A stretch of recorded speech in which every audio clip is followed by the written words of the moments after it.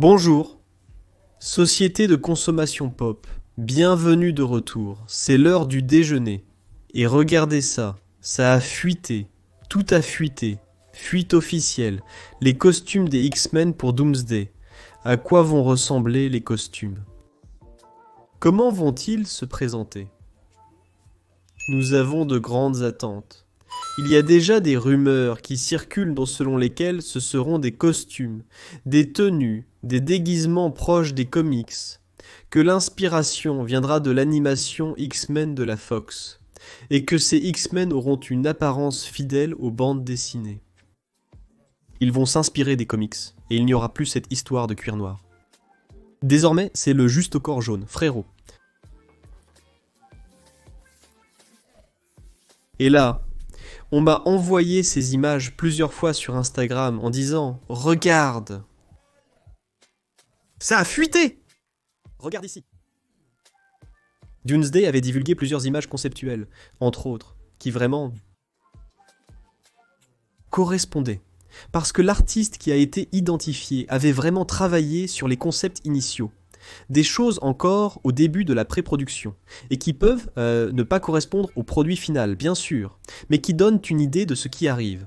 Celui-là, il n'y a pas d'artiste, pas de nom, on ne sait pas d'où ça vient, on ne sait pas qui l'a fait. Quand j'ai vu ça, j'ai déjà pensé, Mais là, il y en a eu une, puis deux, puis trois. Il y a des gens qui y ont vraiment cru, tout excités, en train de fêter. Parce qu'il y a des gens qui croient à n'importe quoi, n'importe quelle arnaque. Il y en a, surtout sur Instagram en ce moment, des profils que tu regardes et tu n'y crois pas. Que les mecs sont capables d'inventer autant de choses, et de recevoir des retours positifs, un truc qui est clairement inventé. Et les fous continuent d'envoyer ça pour que je fasse mon analyse ici. Moi, je n'ai aucun problème à analyser des choses vraies ou fausses. Ça fait partie de notre travail, justement. De vous offrir une analyse transparente, honnête, sincère et humaine. Parce que moi aussi je peux me tromper parfois. Et parfois dire, ça, c'est clairement de l'intelligence artificielle, alors que ce n'est pas le cas. Ce n'est pas très courant. En général, on repère. Mais ça peut arriver. Mais cette fois, je me suis donné le bénéfice du doute. J'ai ouvert et j'ai regardé ce qu'ils pensaient en ici. Donc là-bas, il y a Deadpool. Sans surprise. C'est essentiellement le Deadpool du film. Alors j'ai passé Wolverine. Il a un masque, je pense que c'est même un peu mieux. Détail ici de maintenant avec l'épaulette bleue. Détail ici où il portait le slip par-dessus le pantalon. Ils ont simplement ajouté 2 petits carrés bleus comme détail. Je trouve que ça rend bien. Ok, à l'arrêt ça fonctionne. Je veux tester en mouvement. Alors j'ai avancé. Gambit aussi, donc un peu plus proche des bandes dessinées. Mais c'est le Gambit de Channing Tatum. J'ai aimé qu'ils aient laissé son cou un peu plus dégagé. Il avait l'air moins coincé. Avec ce... Ce n'est même pas un masque. Comment ça s'appelle? Je ne sais même pas le nom de ce truc. Cette pièce sur la tête qu'il porte, et qui ne protège même pas les oreilles. Ça protège juste la nuque, pour pas qu'il se blesse lui-même avec le bâton par accident. Et là la fête commence.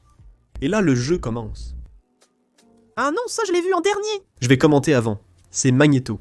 Il porte aussi des genouillères, ce à quoi je n'avais jamais pensé. Ils ont mis la tête de Ian McKellen, même si le corps, s'il s'agit bien de son corps, chapeau. Il a mouillé ses fesses avec Dwayne Johnson, et il a aussi un compartiment pour faire pipi, que j'ai trouvé très utile. Jusque-là, je me suis dit, mec, ça peut être ou pas. Il n'y a pas grand-chose ici à regarder et dire « Ah, j'ai compris, je t'ai eu ». Ou j'étais plus tenté. Ou pas, c'est quand le professeur Xavier arrive. Qui est le Néo Patrick Stewart. Ce n'est clairement pas la première chose qui a attiré mon attention. Mais il est intéressant de remarquer qu'il a des petits cheveux. Sur le côté ici, là j'ai déjà dit « Oh oh, lunettes ». D'abord, le professeur Xavier des bandes dessinées, des dessins animés, ne porte pas de lunettes. Peut-être qu'il en utilisait pour lire. À un moment donné, mais normalement il ne porte pas de lunettes, les cheveux. L'absence de cheveux est une caractéristique classique du personnage. Aucun. Complètement chauve. Vous ne pensez pas qu'ils vont lui mettre des petits cheveux sur les côtés, même si Patrick Stewart le demande, car il en a assez de se raser la tête. Ça n'a pas de sens, le fauteuil. J'ai bien aimé, c'est un mélange entre ce fauteuil jaune du dessin animé et une autre version un peu plus ondulée, un peu plus moderne. Ce fauteuil ressemble à Bumblebee, comme s'il allait se transformer en robot.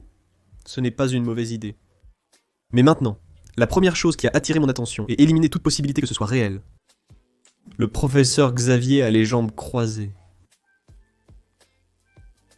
Il a les jambes croisées. Je ne veux pas être capacitiste dans mon analyse, mais à moins que quelqu'un ait fait une blague, prendre sa jambe comme ça et la mettre sur l'autre. Il ne peut pas faire ça tout seul, sauf s'il fait ça juste pour faire son intéressant.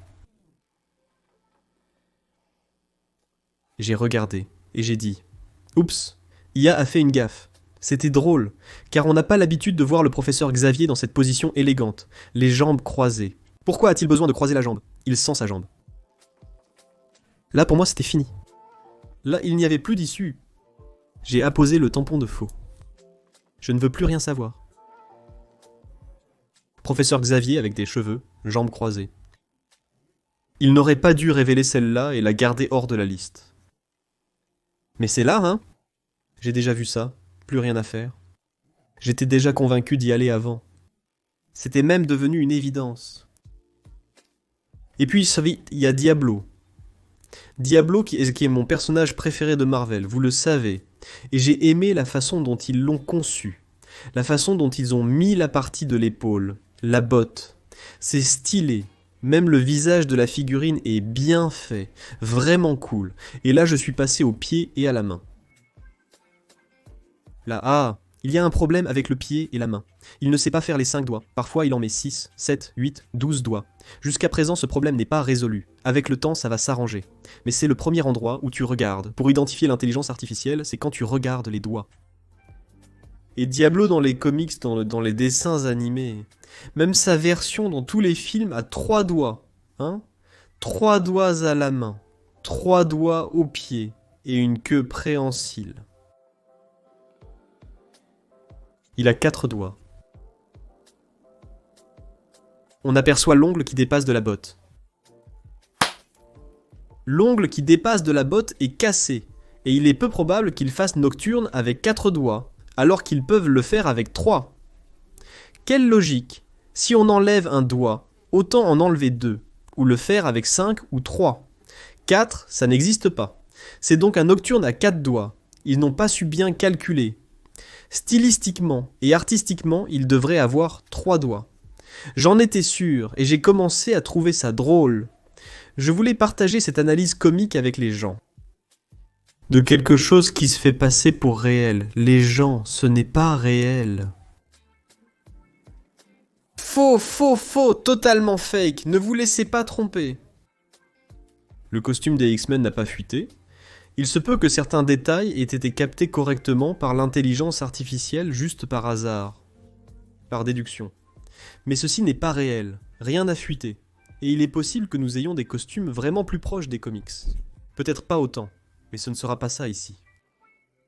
Et le professeur Xavier ne va pas non plus croiser ses jambes, et c'est justement de ça que je voulais parler avec vous. Merci beaucoup d'avoir regardé cette vidéo. Dans peu de temps, je serai de retour avec plus d'actions de la culture pop. Ici, à l'écran, apparaissent des options de la chaîne. Pour que vous restiez plus longtemps, n'oubliez pas de regarder les vidéos du week-end pour vous tenir à jour avec le contenu de la chaîne. A bientôt, à très vite, à tout de suite.